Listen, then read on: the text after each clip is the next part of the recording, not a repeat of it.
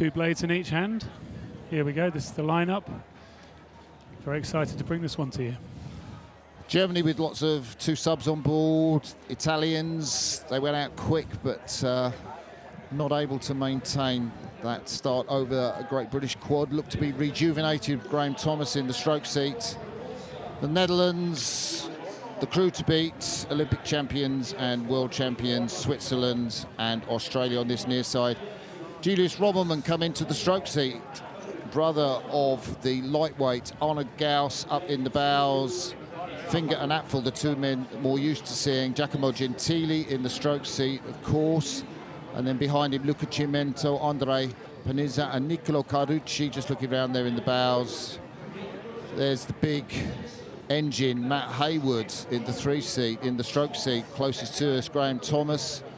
What a story he's got, the 35-year-old back in the boat. Tom Barris and Callum Dixon, 24, making up the British crew. Here's the world champion. Quiet man, doesn't do a lot of talking to the media. Koen Metzemakers in the stroke seat. Behind him, Tone Eaton, those 2 Olympic champions. Fine Florin, a Tokyo Olympian, got COVID, couldn't compete. And Lenny van Leeuwen, European champion last year, beat Ollie Zeidler in Bled. The Swiss quad have done ever so well to qualify for the Olympics. They're out here, Maureen Langer, Scott Beerlocker, Jan Plotchek and Dominic Condro. And the Aussies got to qualify.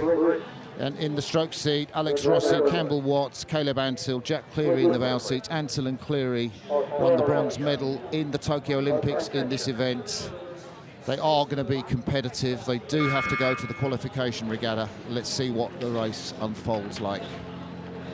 Yeah, great setup. Thank you, Martin. As we see all 6 quads getting away. And here we see them, the world champions.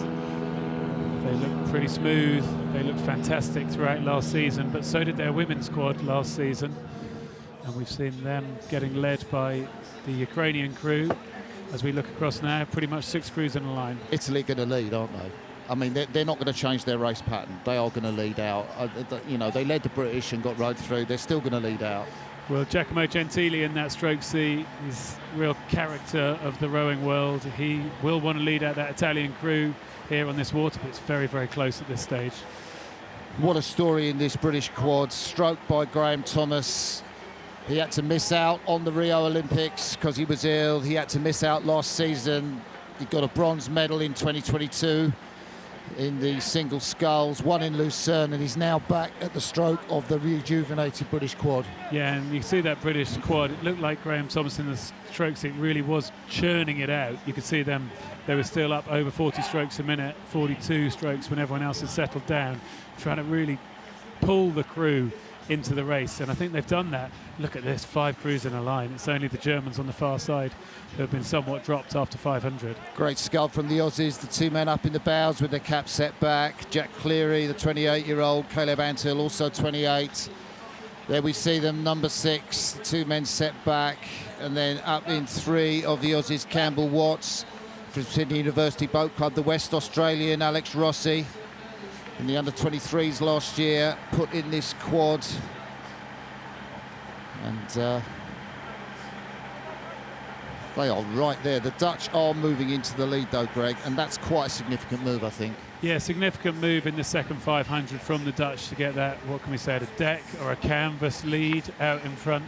The Swiss here, I think, are still in it very much. You can see it's only 5 meters. They're there trying to just ease up on the Australians who we saw earlier. All these crews just scull so well in this quad.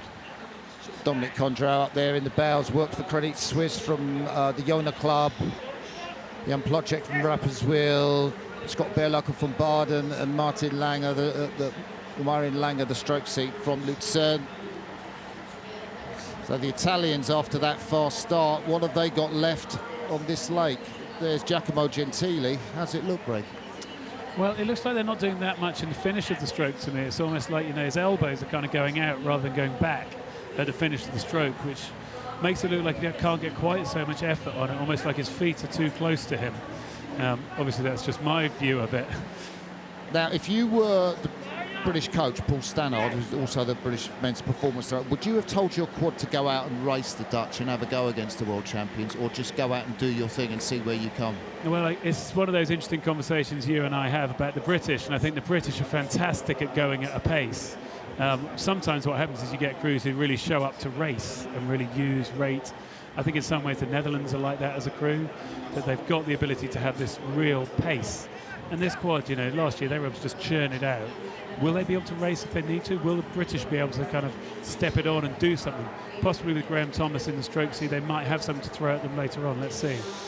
Well, they got some horse with Graham Thomas there. The Swiss well in, with Italians on the far side. Well, Germans on the very far side at the back of the field. They're out of it, no surprise, with the 2 subs on board. Australia probably going to be hard for them to make the podium. Switzerland might have dreams of a podium, but the Dutch still look smooth. Look at the hands of Koen Metzemakers, the stroke man, round the back turn. Beautiful poetry, isn't it? Just finishing short of the body, not rowing too long. Again, coached by our mate Francesco Fossi. Yeah, and they're moving out well, aren't they? They continue to edge out here in the third quarter. It was all 5 boats in a line at 500 gone, but I think the crew from the Netherlands have just been the quickest boat on the course since then. The British going out with them, and Italy, I'm surprised to see dropping back as much as they are here. Yeah, the British were 0.7 behind, but the Dutch just move with pace and poise and just a little movement of the hands, maybe an inflection of the rate, just half a pip or 1 pip up, and they took 0.3, 0.4, 0.5 out of the British just to take the sting out of Britain's sprint finish. Let's see what this race has got as we come into the final part of the race. We're into the last quarter. Well, it's a quick race in a quad. We're well into the last quarter. We're almost into the red buoys that they fly along in these quads. And that Netherlands crew has nearly got clear water over Britain. Britain might be starting to try and sprint, but they haven't been able to close that gap as we hit 2:50 to go. Giacomo Gentili is coming. The Italians, Gentili, Ciumento, Panizza and Carucci. Will we see another famous sprint finish to break British hearts in the final 250? There's Britain, there's the Netherlands out in front. No surprise for the gold medalists. It's going to be the world champions. But what have the Italians got? They're still behind the British. They're out of shot now, but they're sprinting. There you can see them. Yeah, you can see the gap closing down there. The Italians are coming back on the British in this big wrestle for the silver medal. Netherlands looking good at the front of the field. Let's see it down to the line. So we come up to the line. It is the world champions, Van Leeuwen, Florijn, Wheaton and Metzemakers. They take the gold medal. Britain hang on for the silver medal. Yes, just from Italy. They can't quite get through. They left their sprint finish too late. Switzerland take 4th, Australia 5th, and the Germans with their 2 subs on board way behind, but hopefully they'll be closer in contact as the World Cup season unfolds. You can see what that meant to Finn Florijn. He hit the water there, Greg. You know, these are, again, red-hot favourites for Olympic gold, but every race they win matters to them. Oh, well, it's enormous, isn't it? They will have trained all winter there, the reigning world champions coming into it, and they won't know how fast they are. They won't know until they test it internationally, and there they were, the Great Britain crew threw everything at them. Italy threw everything they could in that last 250, sprinting back as they were, but their crew from the Netherlands were strong enough, skillful enough, efficient enough, smooth enough to hang on and win the gold.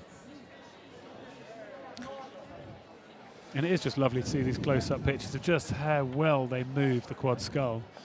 To say it's probably the most technically difficult boat. There's the Italians. Such technical precision in that Italian boat. And none of these crews row a big finish, do they, in the men's quads? It's kind of like they've got. You should really in a men's quad. You're never going to see crews really rowing a big finish unless you might be into a massive headwind. Look at that beautiful picture from the Cineflex of the Dutch strokeman Koen Metzemakers. Love to get an interview with him, but I doubt he's ever going to give me one. You don't think he'll be on Crossy's Corner? I don't think he will. Of course, there's plenty on Crossy's Corner if you want to look back and re-watch any interviews. You've had a fantastic winter, haven't you, Martin? Oh, brilliant. To rowers of the world. Yeah. Who's been some of your favourites to talk to? Lali Safu from the Dutch women's quads was great. I think Sanita Paspura, you know, coming out with, we'll talk about that in the race, her depression she's been feeling. So Netherlands win, 5:38. Britain just hold off Italy for the silver medal. Switzerland in 4th, Australia close up, and Germany off the back. Well, let's hear it. 12 medalists.